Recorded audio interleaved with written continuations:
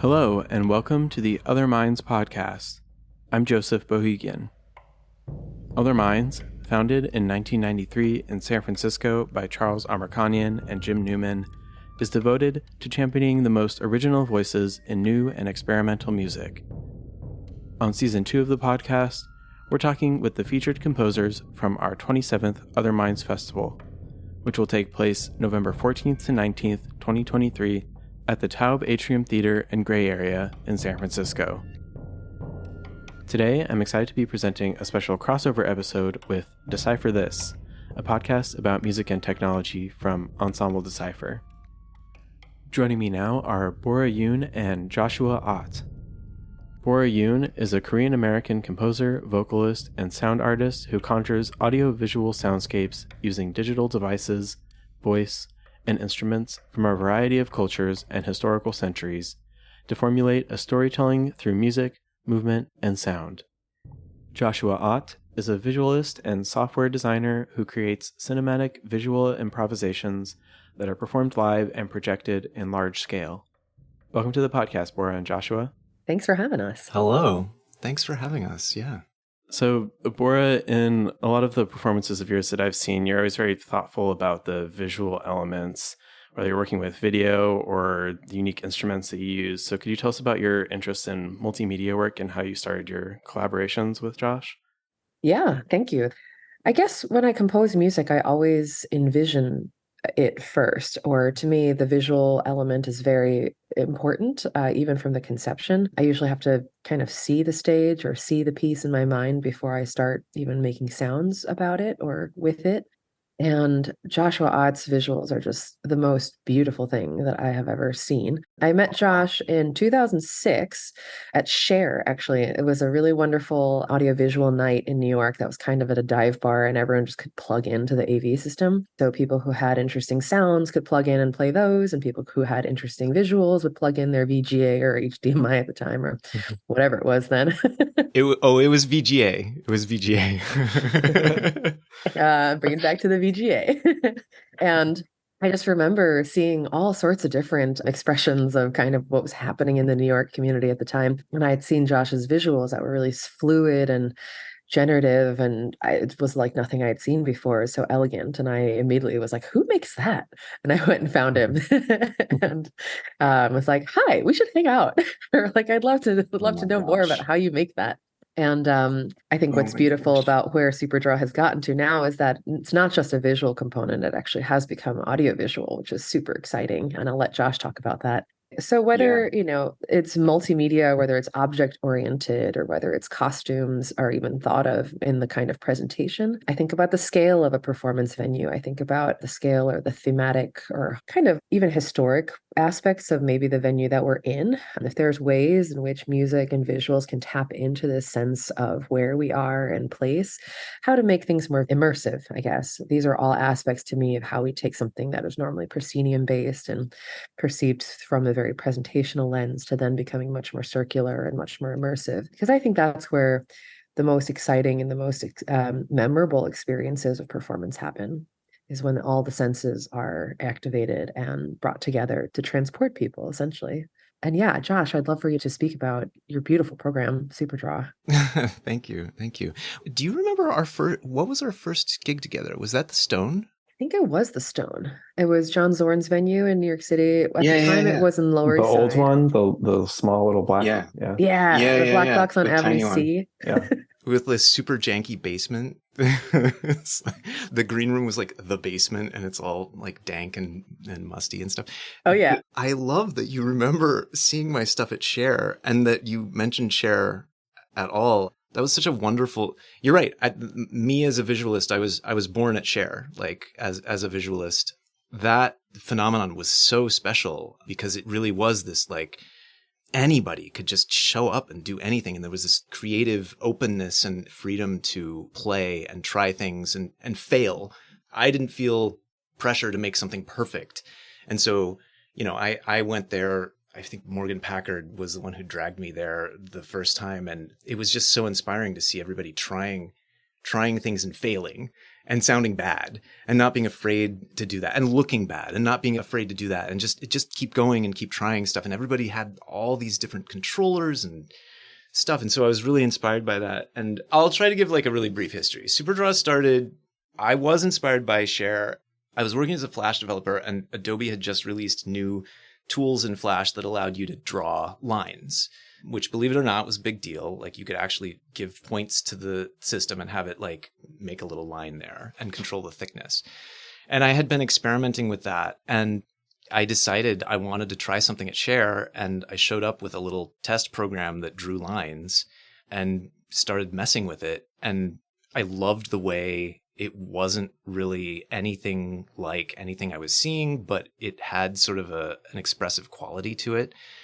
And so I started building on that. And so SuperDraw was always a line drawing tool. And I think by the time you saw it, it was probably a bit more advanced, where I had different looks and things I could turn up and turn down.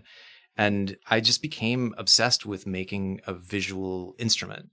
And for me, that meant focusing on what I was hearing and interpreting it as an artist and making decisions about what I'm hearing and how that should look. And doing that in the moment, on the fly, as an improviser. And I kept working on it and adding features. And I think it's been like it's been a long time. It's been 15 or 16 years of development on this thing. And over the years, I've done a million different variations of it and added everything, including the kitchen sink, as features to it. And yeah, Bora mentioned it's now not just a visual instrument, it's an audio-visual instrument. But the thing I want to say about working with Bora is that every collaborator that I have is special. And working with Bora, like I can tell like from the first performance whether this is going to work out. And like I knew it, that at the Stone, at that first thing, I could tell like just the way Bora approaches sound and the way she's experimental and improvisatory, it fit really well. And there was this kindred, I don't know, feeling of entwining in the moment and in the thing that we were creating, which was becoming something bigger than the sum of its parts. And I think when these things work, that's such a beautiful and desirable thing for me. And it's what I dream of as an artist and improviser, making a visual instrument, is to make this thing that is like, giving the audience another viewpoint into what they're hearing, but also just like making something that's taking us into another world. Yeah, so now it makes sound. And Bora has been very gracious as a longtime collaborator to let me make squeaks and squawks and crazy sounding things along with her beautiful voice. And as even like some of my favorite things that I've done with SuperDraw orally involve Bora's voice. She made me, at Impact actually, made me this just like on the crappy computer mic, I think it was like a 10-second sample of your voice going from a tone into a breath into a shh sound, and that progression is such a fabulous, I love that sample so much. Anyway, it's interesting because you're using it in a granular way in that capacity. Right. And I think the thing that I love also is the fact that I think in new music, or when we go to concerts these days, I think it's more and more expected in the 21st century that it is an audiovisual experience, that lighting is somehow involved, that projections, or sometimes I think about this in the classical or contemporary world, especially in the classical world, people think that they're done once they've got stand lights and they've got concert lights and that's it. And I'm like, no. Actually, I think people more and more these days, not just expect it, but desire it. It creates an enormous dimension. Like to me, Josh's world that he brings is like, it's a visualization of the emotional weather that I'm trying to paint a lot of times. And so when we make set lists together, that's our overlap, is like, what is the mood of this song? And like, what is the place of this song? You know, this is a dark, warm evening breeze that's threatening, violent, but calm in Bangkok at 5 a.m. Go, you know? So it's descriptors like that, or it's like, this is bright dawn. It's a morning song and it's a spiral and it's 8 a.m. right? Or something like that. To me, it's like, it's a feeling. And Josh takes that feeling and runs with it and makes just the most beautiful, generative, expressive environments that I think they work in tandem so well for the audience member who perceives them synergistically then, where the audio and the visual support one another and create, as Josh said, kind of an environment that's larger than the sum of its parts and taking people places. You mentioned your recent performance at MPAC, which is the Experimental Media and Performing Arts Center at Rensselaer Polytechnic Institute in New York. That space really seems like it provides a lot of opportunities for multimedia performance and spatialization of sounds. Yeah, the facility at MPAC is just out of this world. It's state of the art, absolutely. Created by Johannes Goebel, who founded ZKM in Switzerland and is just essentially acoustic royalty. It is the home of the high density wave field synthesis array. Wave field synthesis has existed prior, but this is the version that is the most high density, as in 256 channels or times however many arrays they have now, an extraordinary number of array boxes that they can assemble to create, essentially to create 3D sound. It projects audio holograms within the space and kind of these vertical columns that are invisible. And so they have a wavefield system which places sound in 3D, as well as an ambisonic system, which is in surround and multi-channel around you in an orb or in kind of a circular format. That's the one where you can sense it with your ears and your body senses as to where the sound is coming from directionally. Wavefield synthesis is actually derived from a very algorithmic process that essentially generates it from the arrays linearly and then projects it outwards. So it's not as directionally heard, but for that reason, kind of that much more a novelty to kind of be able to place a sound like a ghost, like right next to somebody, or that a sound can bristle by and really create this sensation that I think is probably what I think Edison was enamored by when he first made the phonograph, when he thought that truly that these were recording ghosts, or that audio, because it's formless and non-embodied, that, you know, it became, in some strange way, I feel like it harkens full circle back to that, or even the dawn of photography, where people thought when you took a photo of someone, you might have captured their spirit, or that is there something to that? This technology is kind of uncanny in that kind of way too, in that sense that you're like, wow, that sound just passed by me, but is that, you know, you obviously that was synthesized and created, and so when I think about that theatrically, that's really exciting. It's like how, because I always think about how do you craft an experience for a listener in a 60-minute concert, 75-minute concert. What kind of journey are you taking people on? What is the emotional weather as it transmutes and transforms and transports people? And so this idea of how you open up the senses or still create aural surprises, visual surprises, ways in which the audio and visual can interact, that became a lot of the language that was kind of the through line of Kinetic, which is the show's name, which we produced and commissioned by MPAC at RPI. Yeah, and I would say that working at MPAC was, I mean, it was such an amazing pleasure to work with that staff. And those technologies, both the wavefield synthesis array and the ambisonic Studio One, the theater spaces there, they're just incredible.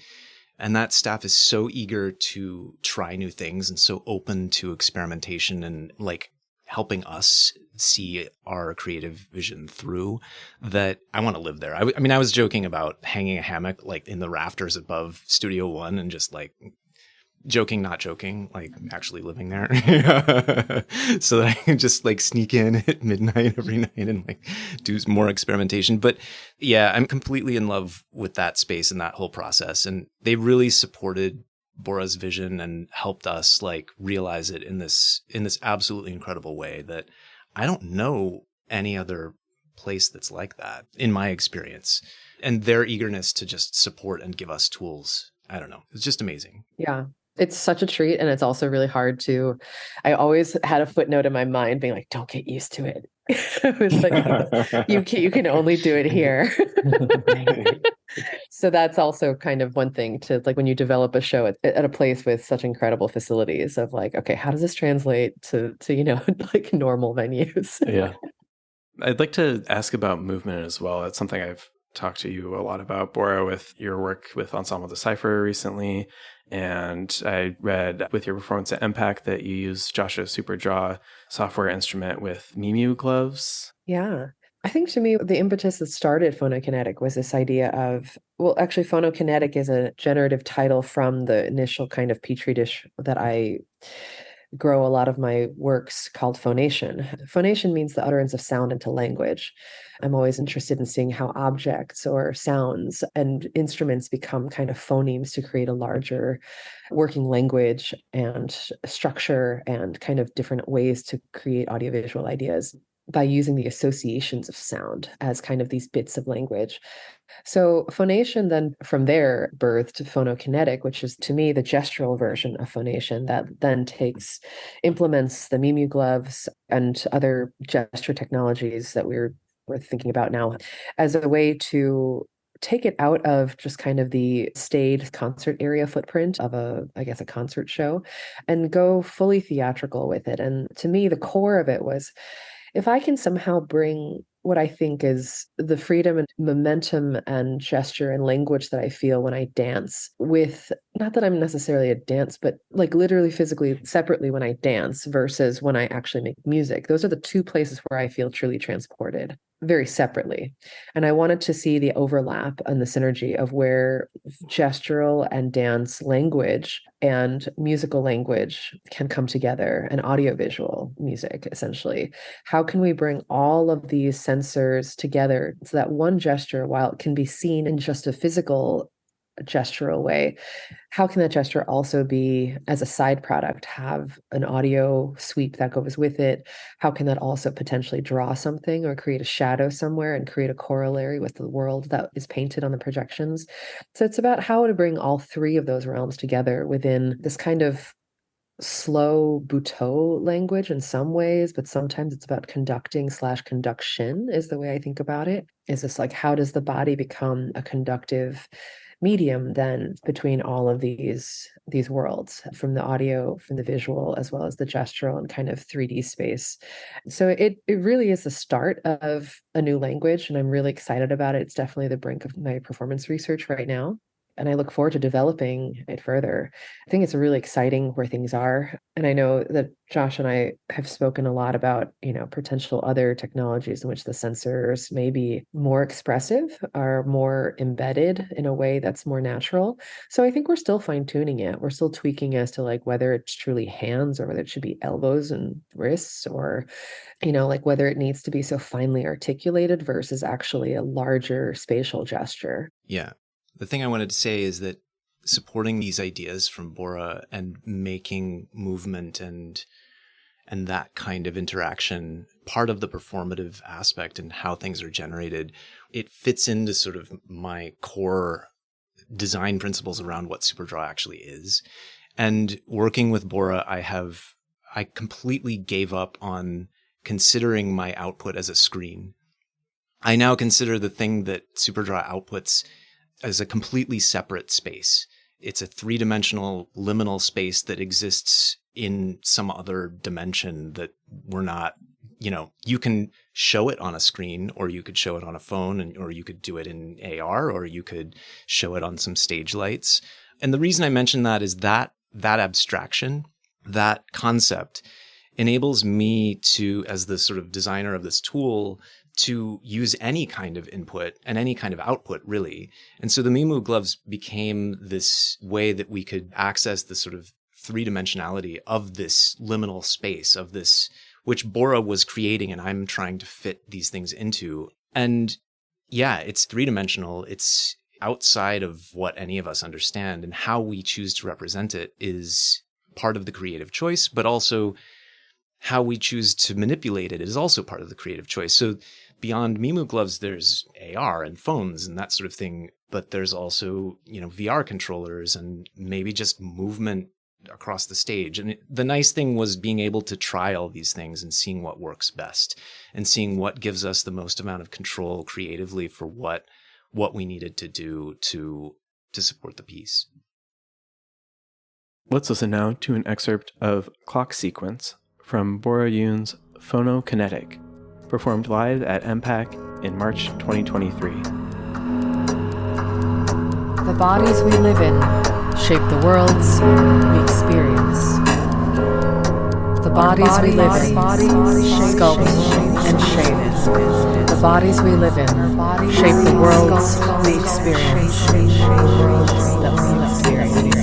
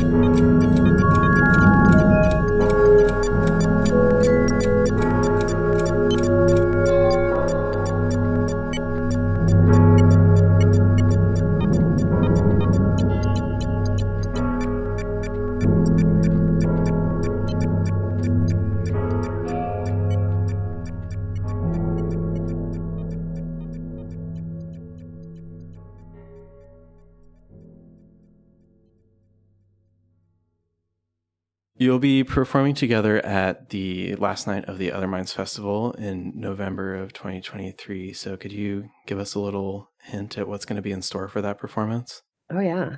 I think what's exciting about having done Kinetic and having done phonation with Josh for many years, it will be a kind of a hybrid featuring the audiovisual version of Superdraw in collaboration with the sonic world and gestural kind of sound object theater world that is my stage setup.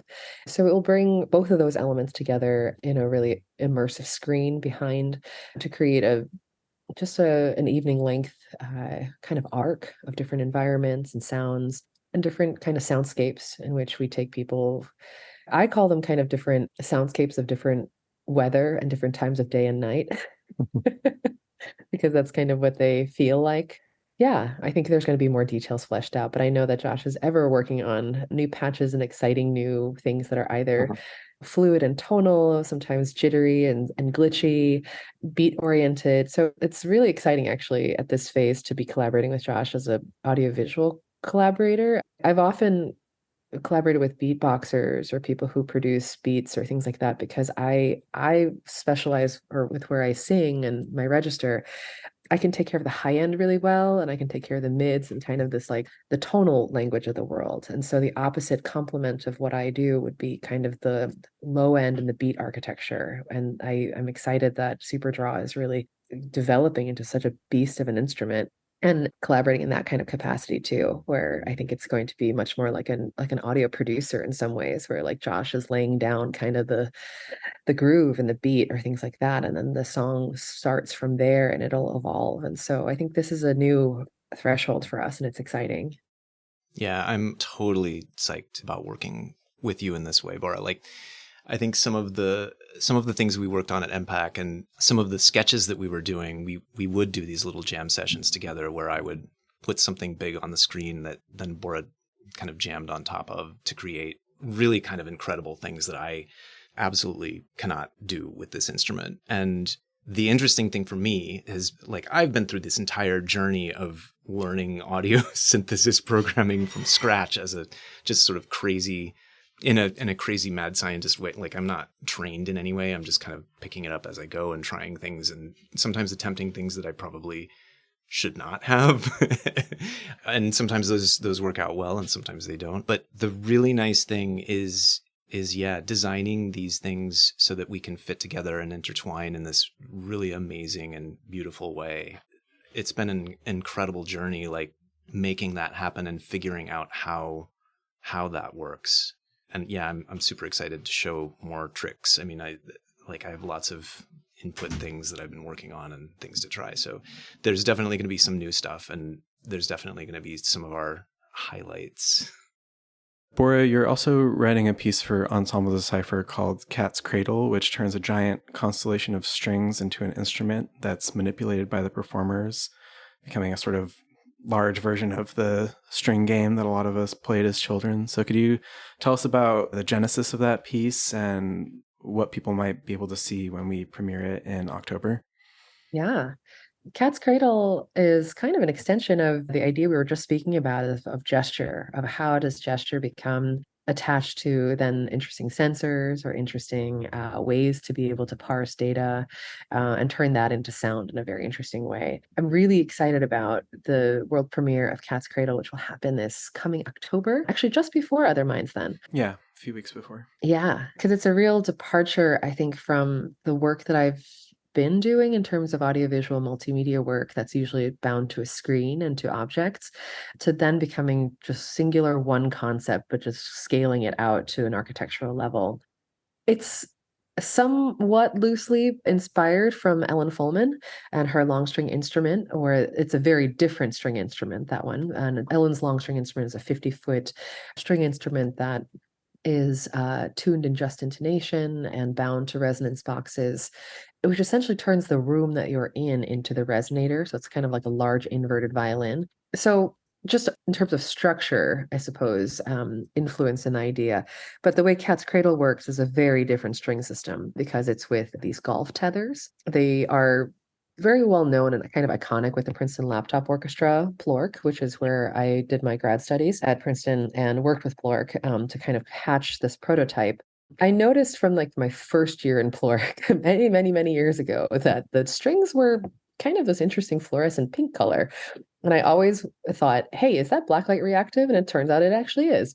And this is how I usually in my work, it starts with a phenomenon. It's usually some kind of thing I notice, an interesting sound, an interesting feature, and then I just kind of lean into it and be like, what can we do with that? How can we judge that? What is that? There's something interesting there. And so the fluorescence was very interesting to me, being like, that means that we could totally light this a really interesting way, not just pull these two strings out of a box in the ground and have an XYZ sensor, which is really cool. But I feel like the gesture kind of stopped right there. And then it stunts a little bit at, oh, here's my gesture to make this sensor do something, which instead of a gesture that's more dance oriented and the sensor happens to be responding to the dancer's gesture.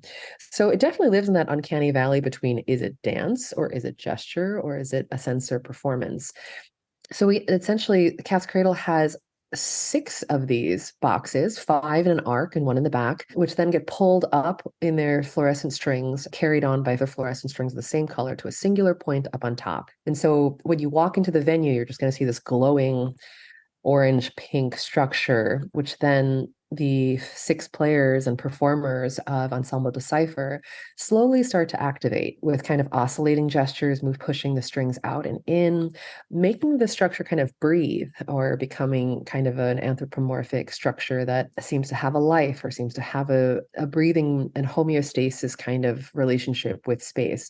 And as each performer then creates shapes in opposition or twists and turns, the sensors are then connected to a large intricate max patch, which is enabled through flucoma, which is fluid corpus manipulation, to be able to train the gestures, train the positions to be able to generate different oscillations of sound, bring off different harmonics found in the spectral field of that particular pitch. So it changes the timbre and the quality and sometimes even the rhythmic quality of the sounds. Visually, what do you see? You see a really fascinating kinetic sculpture that essentially then gets manipulated over time to create these really fantastical geometric shapes that are symmetrical. And 2 performers come down to the front and then proceed to play Cat's Cradle verbatim, the children's game with the long string, which is with the same day glow string.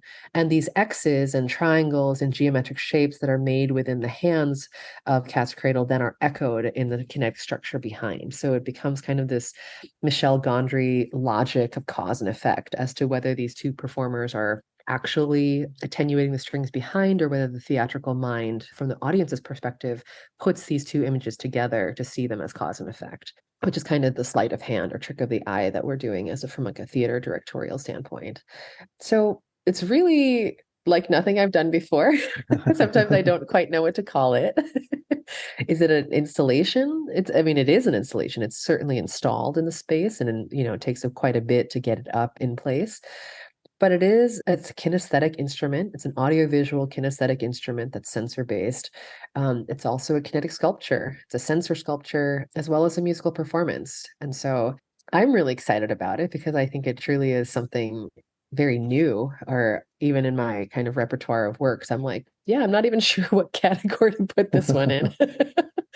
But, it truly was born out of, first of all, just like the unique skill set that Ensemble Decipher has as 6 very adventurous and very innovative performers who all work within the audio, visual, and multimedia fields, using sensors with Mari Kimura's music sensor, with laptops, with spatial speakers. So this is just such a wonderful collaboration synergy to bring together 6 like-minded people who do specifically work in the crux of a very exciting and innovative field that is still kind of, I see it as like the cauldron from which all new innovation and like multimedia things happen is at the edges.